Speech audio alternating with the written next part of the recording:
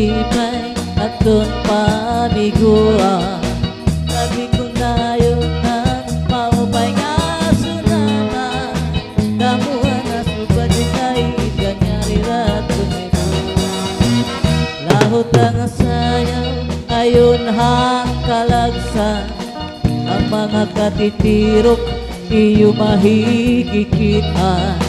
Salit kay paliwan at kabataan, kung nakakabatin lahot ang ato kagigigit pa.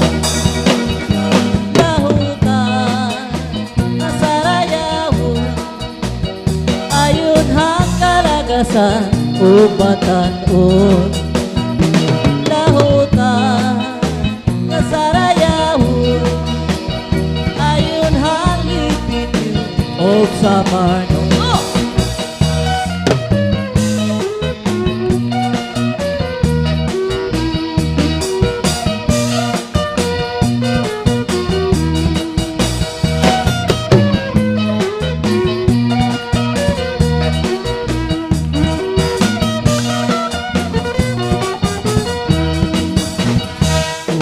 Magtatanong si Limon, ay yulid, ay ikaw, aking gumaon, hinumduman ang gumanato. Magtatanong si Limon, ay yulid, para na nagmalipay, hinumduman ang gumanato. Tangga mo, nananarisi, di unay kagadiday, at kasing-kasing. Tangga mo, nananarisi, di unay kagadiday, at kasing-kasing.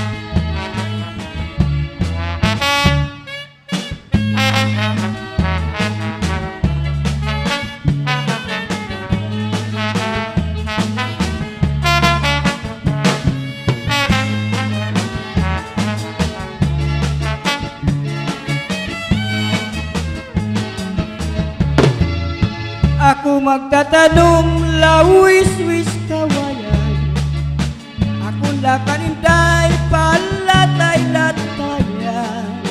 Salbahis na tikoy kapuaray batasan, simulot sa kwarto kaninday higyan.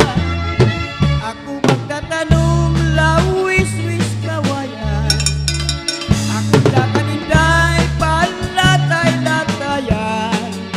Salbahis na tikoy kapuaray batasan, simulot sa kwarto kaninday higyan. Ang kaninday panyunga may singamay sigarilyo, tipik sinitoy kay may sentimento.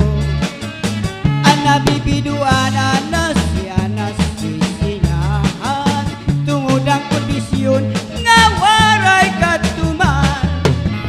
Bisan pa akni mo bayaan, basta waray pido sa dughan. Iara laak mag-usaan, magantos mga kakurian. Bisan pa akni mo bayaan, basta waray pido sa dughan. Iara laak mag-usaan, magantos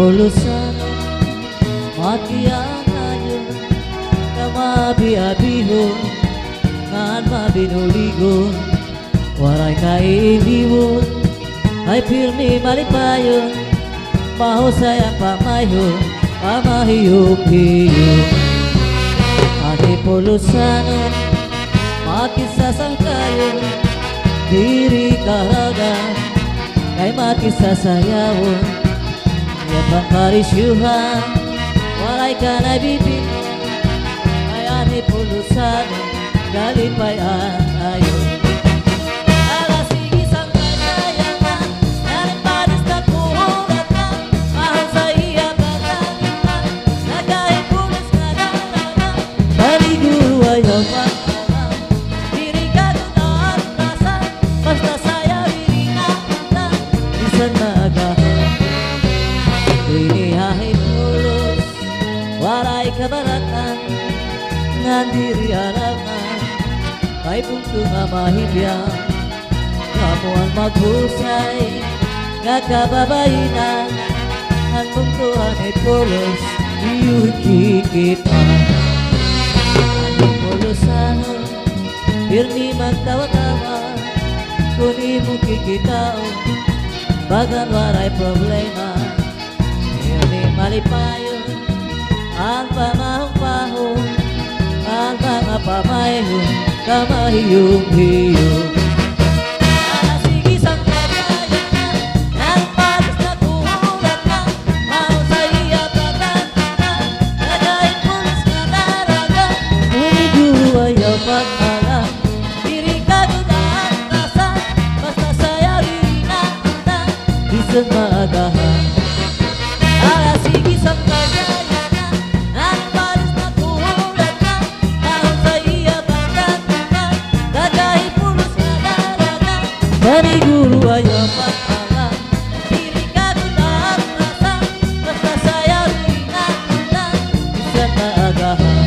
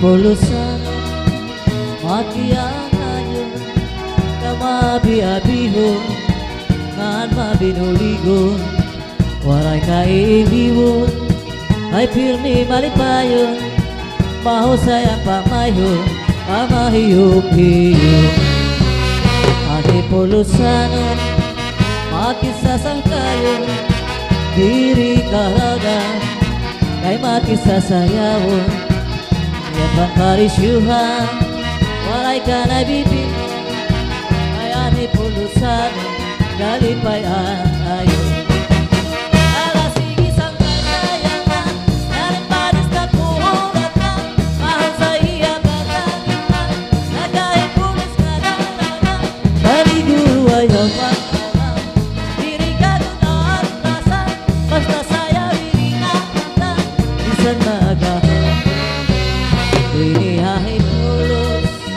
waray kabaratan ngan diri alaman kay punto nga mahibyan kamo ang maghusay nga kababayinan ang puntuhan ay pulos iyu'y kikitaan ang pulusanon pirmi magtawa-tawa kuni mo kikitaon bagan waray problema pirmi malipayon ang pamahong-pahong ang mga pamayon kamahiyong-hiyong sige sang kabayan na ang patas na kuhulat na mahusay iyapatan na nagahit pulis na daraga unigulo ayaw pag-alam diri kagudaan tasan basta sayaw irinaantan isang maagahan sige sang kabayan